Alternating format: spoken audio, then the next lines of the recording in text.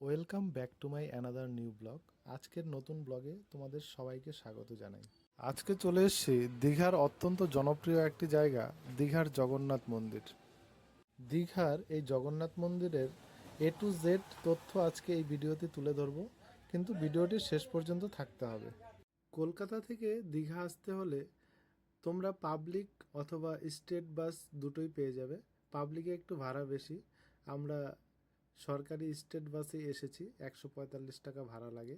আমরা ওল্ড দীঘাতে বাস থেকে নেমে গিয়েছিলাম, তো ভেবেছিলাম ওল্ড দীঘাতে কিছুক্ষণ সময় কাটাবো বা যদি ঠিকঠাক রুম পাওয়া যায় তো ওইখানে স্টে করব। ওল্ড দীঘাতে কিছুক্ষণ সময় কাটানোর পরে আমরা ডিসাইড করলাম যে না, নিউ দীঘাতে যেই আমরা স্টে করব, ওইখানেই যা 1-2 দিন সময় কাটানোর ওইখানেই কাটাবো। ফাইনালি নিউ দীঘাতে এসে আমরা দু একটা হোটেল ঘোরাঘুরির পর মেঘবালিকা নামে একটা হোটেল আছে, ওইখানে ডবল বেড একটা রুম পেয়েছি।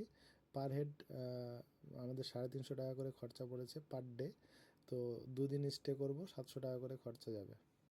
রুমে ফ্রেশ ট্রেশ হয়ে কিছুক্ষণ রেস্ট করার পর আমরা বেরিয়ে পড়েছি জগন্নাথ মন্দিরের উদ্দেশ্যে। নিউ দীঘা থেকে পায়ে হেঁটে পাক্কা 10 মিনিট হয়তো লাগে জগন্নাথ মন্দিরে পৌঁছতে। তো আমরা পায়ে হেঁটেই চলে এসেছিলাম। মন্দিরের বাইরে জুতো ব্যাগ ট্যাগ রাখার সব রকম ব্যবস্থাই আছে, তো আমরা জুতো ব্যাগ ট্যাগ রেখে ভিতরে প্রবেশ করেছি। এখন তোমাদের এই মন্দিরটা চারপাশটা ঘুরে ঘুরে দেখাবো। আশা করি তোমাদের খুব ভালো লাগবে। ভিডিওর সঙ্গে থাকো, দেখতে থাকো, আশা করি খুব ভালো লাগবে। এই মন্দিরটি উড়িষ্যার পুরী জগন্নাথ মন্দিরের আদলে তৈরি। এটি 4টি প্রধান অংশ নিয়ে গঠিত। প্রথমটি হচ্ছে গর্ভগৃহ, দ্বিতীয়টি হচ্ছে সভাঘর, তৃতীয় হচ্ছে নিত্যঘর এবং চতুর্থটি হচ্ছে প্রসাদ কক্ষ। পুরীর মন্দিরে কাঠের মূর্তি থাকলেও দীঘার মন্দিরে জগন্নাথ, বলভদ্র এবং সুভদ্রার মূর্তি পাথরেরই তৈরি। পশ্চিমবঙ্গের দীঘার নবনির্মিত জগন্নাথ মন্দির 2025 সালের 30শে এপ্রিল উদ্বোধন করা হয়েছে। পুরীর জগন্নাথ মন্দিরের আদলে তৈরি এই মন্দিরটি প্রায় 210 কোটি টাকা ব্যয়ে 25 একর জমির উপর নির্মিত হয়েছে। এই মন্দিরের প্রধান বৈশিষ্ট্য হলো এটি বংশী পাহাড়পুর বেলে পাথর দিয়ে তৈরি এবং এতে দারুমূর্তি নয়, বরং পাথরের মূর্তি পূজিত হয়। মন্দিরের ভিউটা দেখে আশা করি তোমরা বুঝতেই পারছো কতটা সুন্দরভাবে তৈরি করা হয়েছে এই মন্দিরটিকে। মন্দিরের পরিবেশটা একদমই অন্যরকম। চারিদিকে ভগবানের নাম কীর্তন হচ্ছিল আর মনটা আনন্দে ভরে যাচ্ছিল, এতটাই সুন্দর জায়গাটি। এখানে প্রতিদিনের আচার অনুষ্ঠান ভক্তির সাথে সম্পন্ন করা হয়।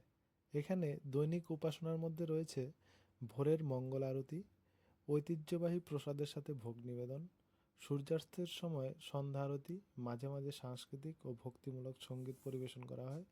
মন্দিরটি একটি কঠোর ধর্মীয় ক্যালেন্ডার অনুসরণ করে। রথযাত্রা, স্নান পূর্ণিমা এবং মকর সংক্রান্তির মতো গুরুত্বপূর্ণ উৎসবগুলি পালন করে। প্রতিটি অনুষ্ঠানে হাজার হাজার হাজার হাজার ভক্তের সমাগম হয়।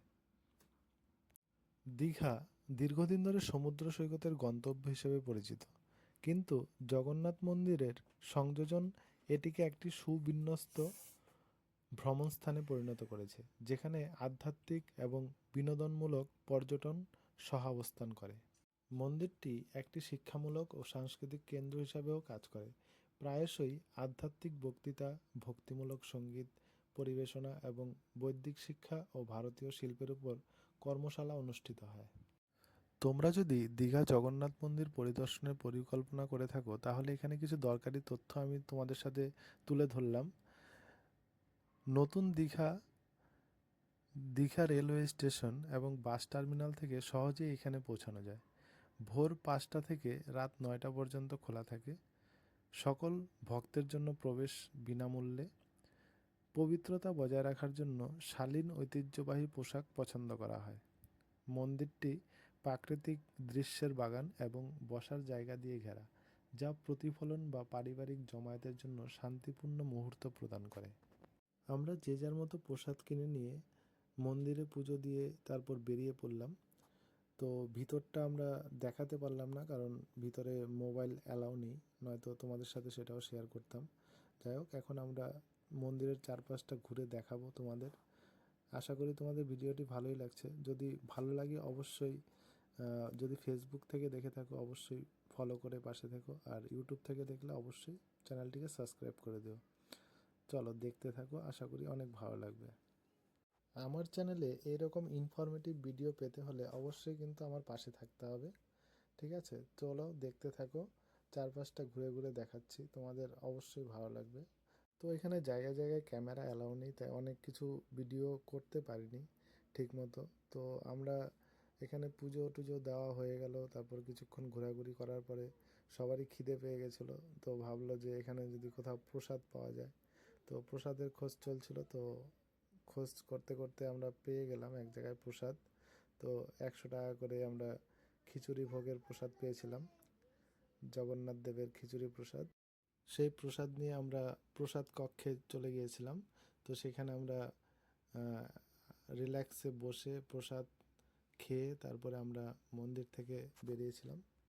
দীঘার জগন্নাথ মন্দিরের ব্লগ ভিডিওটি তোমাদের কেমন লাগলো অবশ্যই কমেন্ট করে যাবে, এবং ভিডিওটি ভালো লাগলে অবশ্যই চ্যানেলটিকে সাবস্ক্রাইব করে যাবে, এবং যারা ফেসবুক থেকে দেখছো অবশ্যই ফলো করে পাশে থাকবে।